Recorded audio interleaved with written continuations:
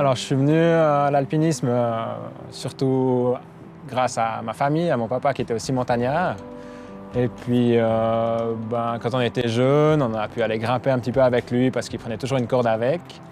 Et puis après, on a fait des camps d'escalade et puis on accrochait gentiment comme ça. Pour moi, l'importance des montagnes, surtout en Suisse, c'est qu'elles offrent aussi une grande diversité et puis elles permettent à chacun de trouver un endroit pour s'exprimer simplement. Oui. Alors, j'ai eu l'occasion d'aller faire de l'alpinisme et puis des voyages dans pas mal de pays différents.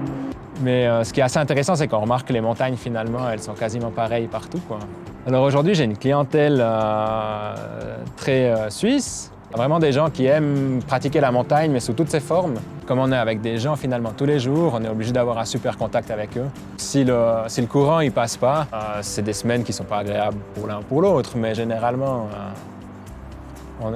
la montagne, elle réunit plutôt les gens. Hein? Ouais. Quand même une tendance qui s'oriente vers les sports d'endurance et puis la performance au niveau de la vitesse. Mais on a quand même une majorité de clientèle qui viennent gravir les 4000, qui sont un peu les montagnes emblématiques de nos Alpes, et puis qui restent, elles, très traditionnelles finalement. Et puis l'intérêt du métier de guide, c'est pas la montagne sur laquelle on grimpe, c'est vraiment le client avec qui on est. Aussi la joie qu'il aura lui qui va faire que c'est une belle journée ou bien pas pour nous. Beausion, c'est la ville où j'ai grandi, où j'ai été à l'école, où j'ai eu mes amis, où on allait faire la fête.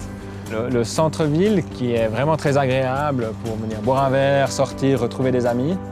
Et puis sinon, on a des petits parcs tout aux alentours de la ville, comme le parc des Îles, qui est entretenu par la bourgeoisie de Sion. Ici, on a la chance d'avoir la falaise qui est au milieu de la ville de Sion, où on vient souvent l'hiver parce que c'est un vrai petit fourneau. Et puis, il y a tellement de choses qui sont proposées qu'on y est toujours bien, quoi.